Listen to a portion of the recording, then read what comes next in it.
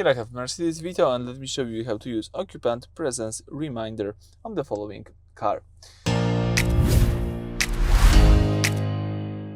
So at the very beginning, let's start by using the home screen of the Mercedes infotainment system. Let's swipe here to the left until you see the car icon. The car icon means settings, so let me tap the settings. Then, as you can see, this is the standard list of settings. Here you can switch between different tabs by using this upper menu. Choose here the vehicle and select Occupant Protection. As you can see, under Occupant Protection, you've got Occupant Presence Reminder. You can enable or disable this feature just by using this toggle.